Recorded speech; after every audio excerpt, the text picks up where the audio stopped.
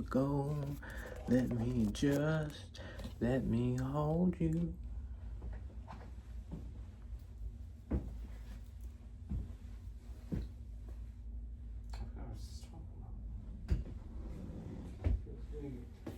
There's a camera on.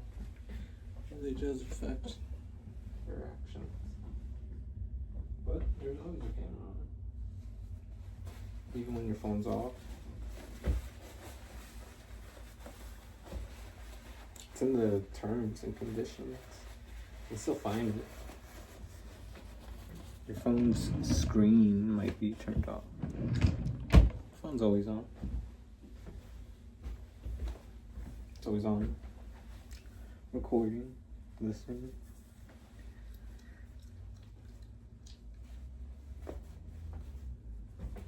I remember what I was talking about. So, here I am but some guy. That's what I say anyway. To everyone. But I do have some credentials. I speak to my abilities. I have a bachelor's degree in history And a master's in teaching at Lake Forest College. And I'm currently applying to grad school for my PhD, my master's and my PhD in history. So, I'm getting to the point where I want to be professional, so I talk about this shit, right? But, I don't know, I feel like this is kind of urgent.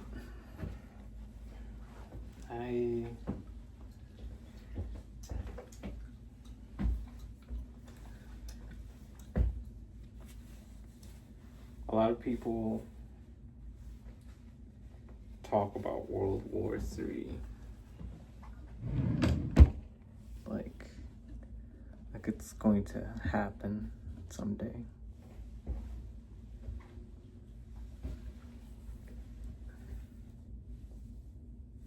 But as someone who's studied history extensively, and strangely enough, someone who was born on this day, I believe World War III started on 9/11.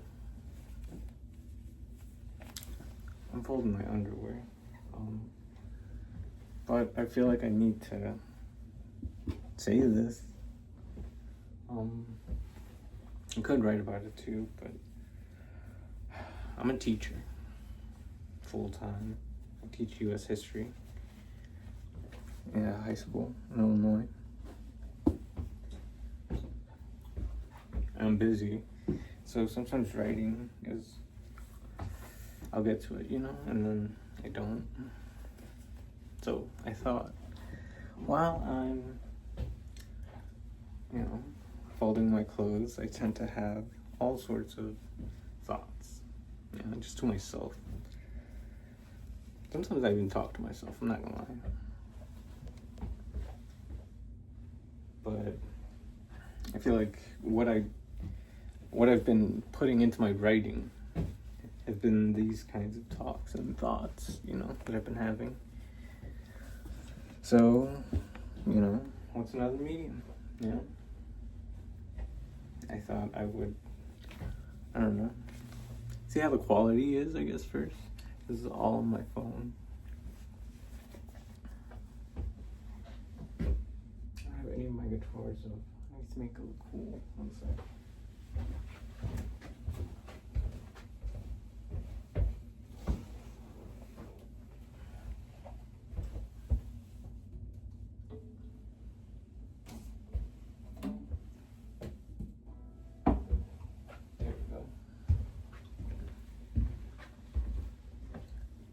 Should add to, the algorithm's liking. Oh yeah, so 9/11.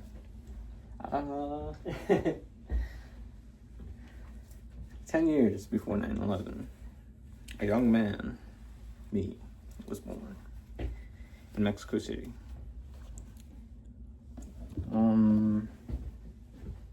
10 years later,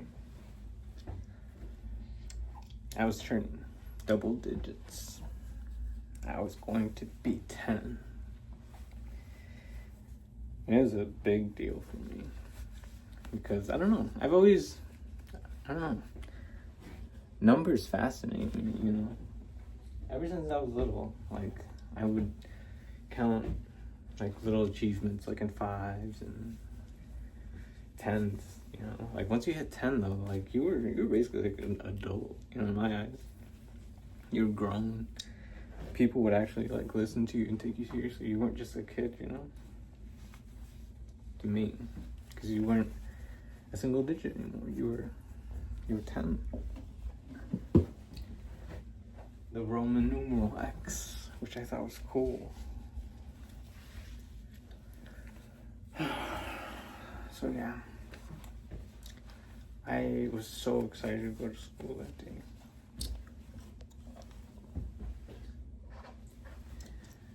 My birthday is like early on in the year, and it's one of the first ones, so I'm usually one of the oldest in my classes. Because my birthday comes first, and couldn't wait to show it in everybody's faces. Like, I'm 10.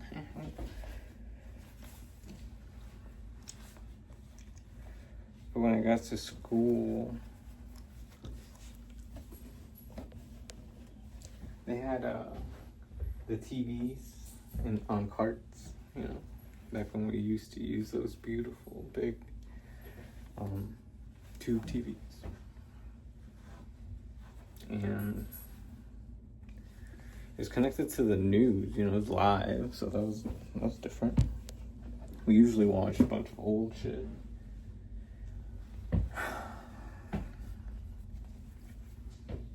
And my teacher was crying.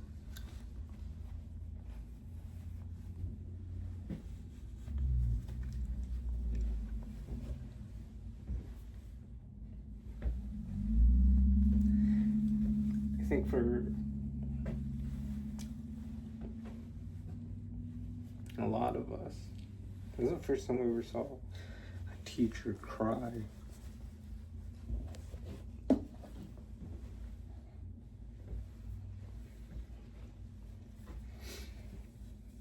It was a weird feeling. It's like, whoa, my teacher's like a human, you know. But I don't know. There was more than one teacher there. I remember that. I forget exactly who was all there, but all the kids, like, I remember asking, like, what's going on? And I think it was my friend Jarrell. He was like, oh man, they crashed some airplanes into a building. I was like, what? So? Yeah, I don't know. And I was like, because I don't know. I guess I'm desensitized growing up on American media, you know, like video games and TV, violence, you know, and shit. I was like, this kind of stuff happens all the time around the world. But I guess because, I mean, we live here, it's a big deal. Anyway, it wasn't even in, like, our state, so I was just like, what's the big fucking deal? Mind you, I was very bitter because no one gave a fuck about my birthday.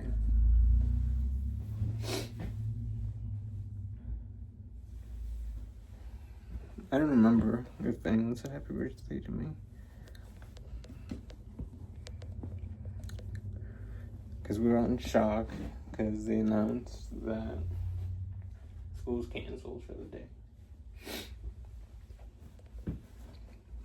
And they called our parents to pick us up.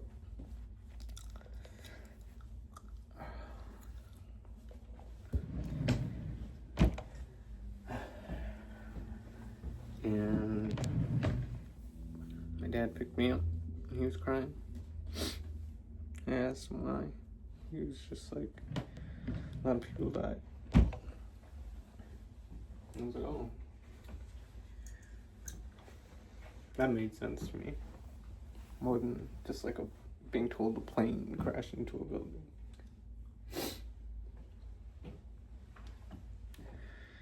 And he felt bad for me because I looked bummed, you know? So he was like, let's go to the mall. I'm gonna buy you anything you want. So we went to the mall. It was closed. Alright, I'll take you to an arcade. And here in Waukegan, there's this place called Fun Harbor. It's awesome. And it was closed. I was like, okay, well, we'll go rent a movie, you know? Back when you had to rent movies. And that was closed. It was getting pretty late by then, so like, we just went home, and I think we went to go pick up my mom. I think her work might have closed. I don't remember. She was working at this fast food. I don't know. Fast food. I don't think they were closed for that.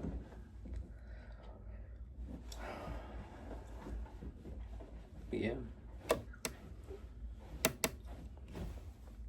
And then my mom, when she was making dinner, she was crying. And I asked her why. I asked her if she knew anybody who died. And she said no. She just couldn't believe that there was so much evil in the world. Yeah, I didn't think about it like that either.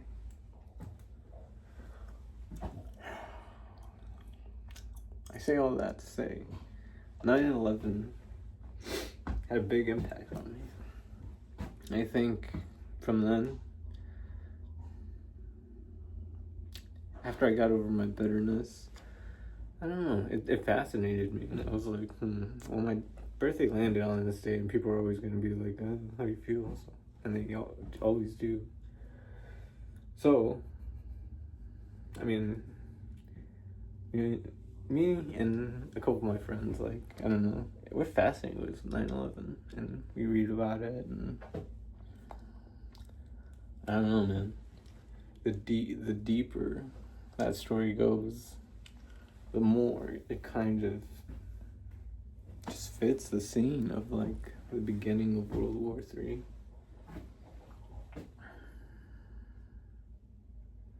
Finally, someone has the balls to hit the U.S., you know, where it hurts. I remember no one knew what to think. I remember our music teacher made us sing this song. I don't know if she wrote it or anything like that, but there's this line in it that was like, on what will now be known as Black Tuesday. I don't even know if it was on Tuesday, maybe it was a Thursday. But that was one of the lyrics, like, we're giving this name that didn't stick. It was always just going to be 9/11. And there's a verse, too, that said, Osama bin Laden is who we blame. And I was like, what the fuck is this? And so that's where my research began. This scary guy who was always on TV and parodied on an Eminem video, Osama bin Laden. I think it was like my introduction into the Middle East, too. And yeah, since then, well, I'm an immigrant. I was born in Mexico, came to the U.S. when I was 5. And growing up here, like, I always felt stupid, you know? I felt like I knew less than everybody, and, like, I was embarrassed plenty. And so I was growing up at the dawn of the internet, so I could read about all these different things.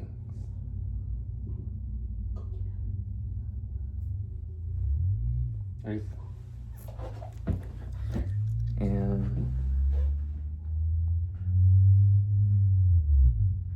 I lost my train of thought. So I'd read about these things, yeah, and I don't know, I guess I grew up watching The Simpsons, and I used that to kind of guide a lot of my background knowledge, I guess. I am obsessed. That's kind of my mascot, if you will. It's been a huge part of learning about American culture for me, and yeah, I don't know. It formed a big part of my life and my personality. American culture through, you know, shit like The Simpsons, rock and roll. I don't know. And 9/11 is as American as it gets, man. Start of World War II. It's only getting bigger now. You know, now the world's starting to come into play. You know, as a combatant. I don't know. There's more. This is just, I guess, the foundation of why I think this. Who knows? I may do my PhD exactly on this. I don't know, man. All I know is I can't just be having strange and unpredictable thinking by myself. I need to spread this. So here I am. Spreading the knowledge from a humble old high school teacher in Illinois. Living in America.